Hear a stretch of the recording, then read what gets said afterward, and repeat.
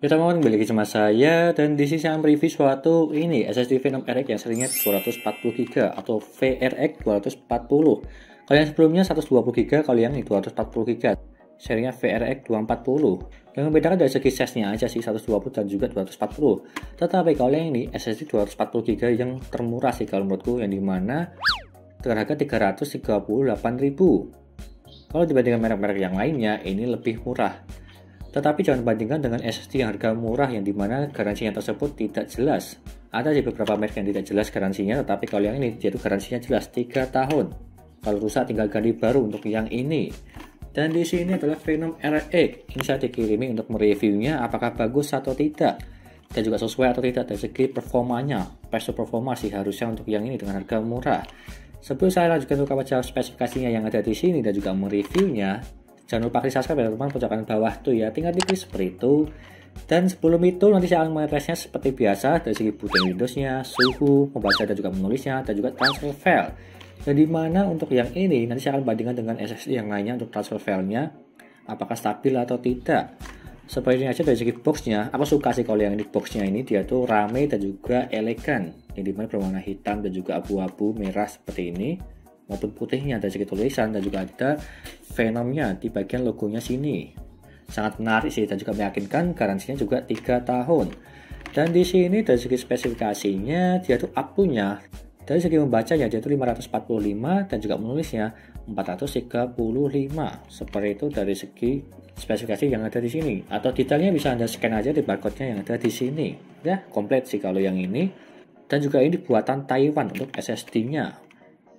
Kurang lebih seperti itu aja penjelasannya untuk yang ini. Aku buka aja isinya seperti apa. Ya, ini udah kosong dan juga di sini ada pelindungnya untuk SSD. Dan aku buka dulu di bagian sininya. Ya. Dan di sini ada stikernya, stiker Phenom VRX 240 seperti yang ada di sini, dia itu full. Kalau SSD yang murah biasanya tersebut dia itu bukan stiker tapi cuma tulisan aja sih. Jadi dimana printing langsung. Kalau yang ini dia itu stiker. Tetapi bukan suatu hal yang bisa dibandingkan sih dari segi performanya. Tetapi dari segi estetikanya ini menarik, ada stikernya inilah. Supaya bisa pamer kalau ditancap di casing kalian. Seperti ini.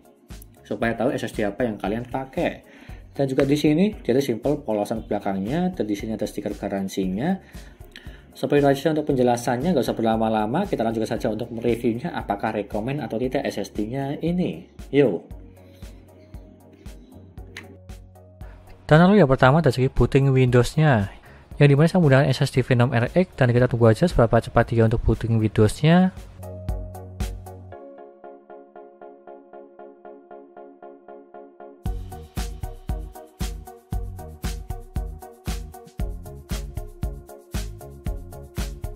Dan dia mendapatkan 17 detik, terbilang cepat kalau yang ini. Kalau standarnya SSD SATA 3 di 25 detik, kalau yang ini di 17 detik terbilang cepat. Lanjut ke HD Sentinel untuk mengecek kesehatan dan juga performanya. Yang dimana dia itu 100% semua dari segi performa dan juga kesehatannya, dan juga notnya dia itu perfect.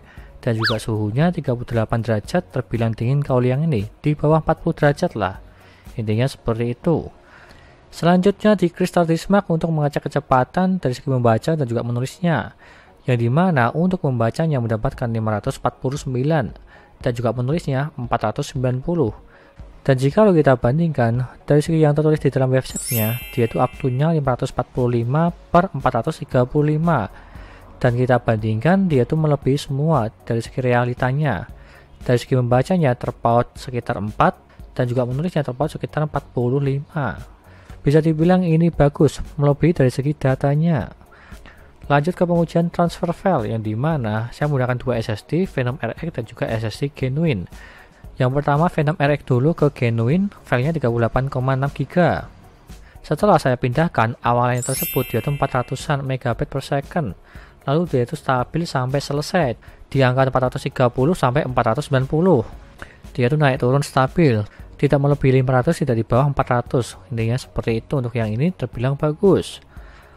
Lanjut jika lo dibalik dari SSD Genuine ke Phenom RX dengan file yang sama, awalnya dia itu 400-an MB per second, lalu turun ke 9 MB per second secara cepat.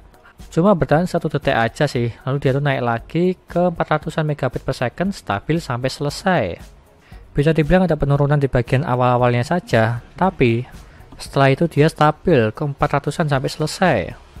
Dan kesimpulannya, dari semua pengetesan dari segi booting Windows-nya, HD Sentinel, Crystal Mark, dan juga transfer file, bisa dibilang ini rekomend price to performa dengan harga murah sih, yang dimana dengan harga 300-an tidak sampai 350.000, kalian bisa mendapatkan SSD yang stabil dan juga bagus dari segi berbagai performa, seperti yang saya uji sebelumnya ini. Dan jika kalian berminat, silahkan beli aja, linknya ada di deskripsi untuk SSD-nya ini.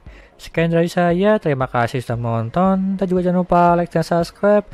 Dan nantikan video lainnya mengenai review papan PC seperti CPU cooler, SSD casing, dan juga yang lainnya. Terima kasih sudah menonton.